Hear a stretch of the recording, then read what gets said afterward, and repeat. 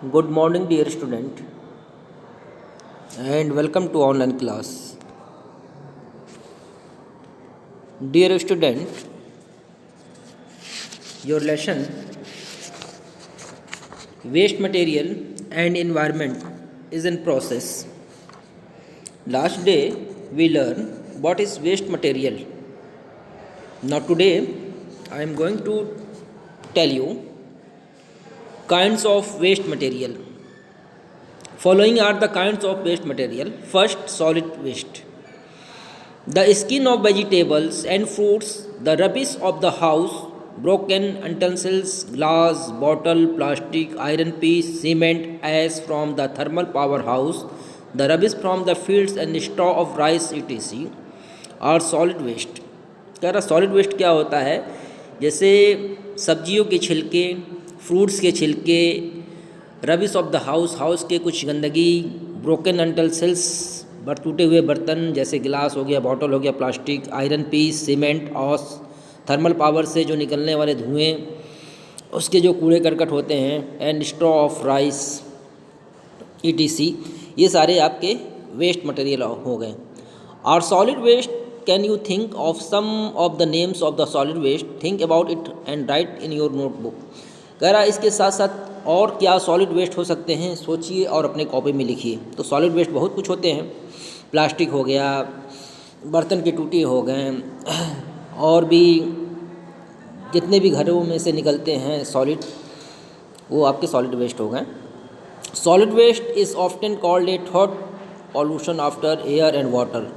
Solid waste को air और water के बाद तीसरा पॉल्यूशन मानते हैं। Solid waste can be broadly defined as those waste which have been rejected for further and that can neither be transported by water into stream nor can readily escape into the atmosphere। कह रहा solid waste जो है लंबे समय से जो use में नहीं हो रहे हैं, घरों में काम नहीं आ रहे, वो भी सॉलिड वेस्ट में होते हैं।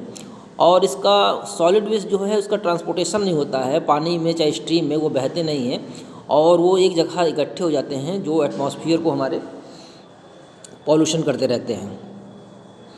The municipal solid waste MSW, इसका मतलब हो गया municipal solid waste, includes commercial and residential waste generate in either solid semi solid for excluding industrial hazards waste but including treat biomedical waste. ये भी अब आपके ये सॉलिड वेस्ट में आते हैं। फिर है आपका लिक्विड वेस्ट। सॉलिड मतलब ठोस, लिक्विड मतलब तरल पदार्थ, जो तरल वेस्ट होते हैं, जो बेकार के सामान होते हैं उसको वेस्ट बोलते हैं। The dirty water of drains, dirty water of sewage, fertiliser, leather refining, electric generation centre, dirty and poison water coming out from factories and industries ETR liquid solid waste.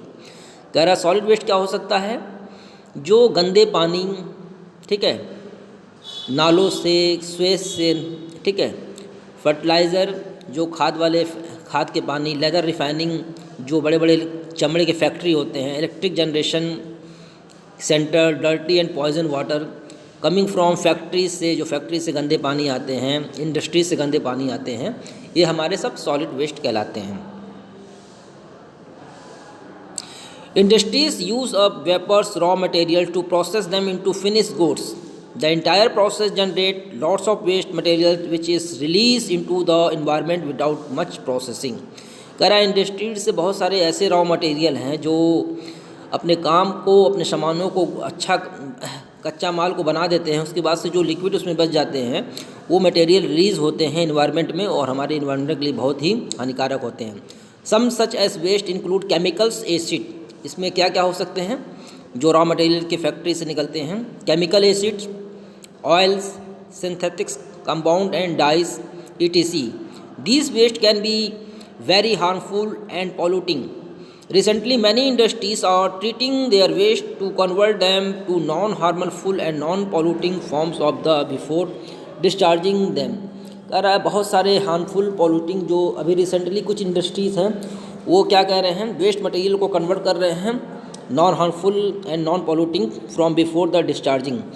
मतलब कुछ ऐसा वो मशीनरी के द्वारा इस जो पॉल्यूटेड पानी है उसको रिफाइन कर रहे हैं, उसके बाद वो डिस्चार्ज कर रहे हैं, जिससे हमारा पॉल्यूशन कुछ कम हो सकता है, कम हो रहा है। थर्ड इज गैसीय वेस्ट।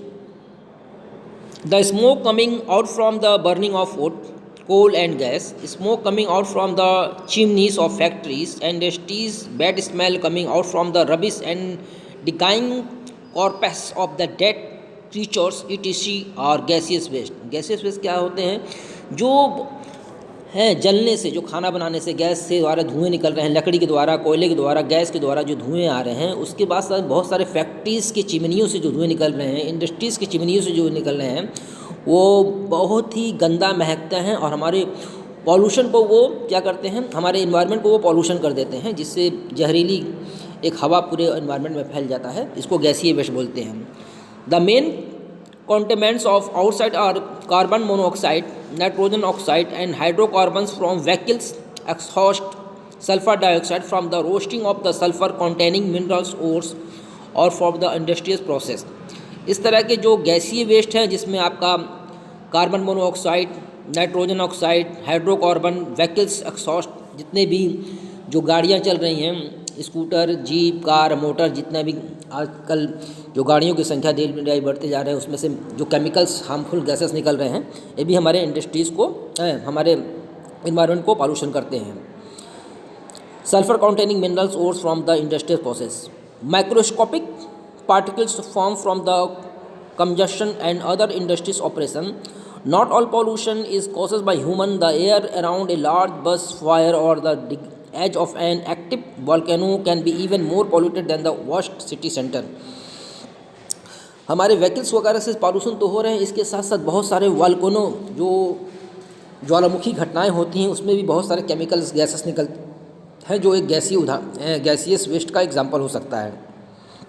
नेक्स्ट हेडिंग है danger from waste material. Waste material से क्या क्या डेंजरस हो सकते हैं।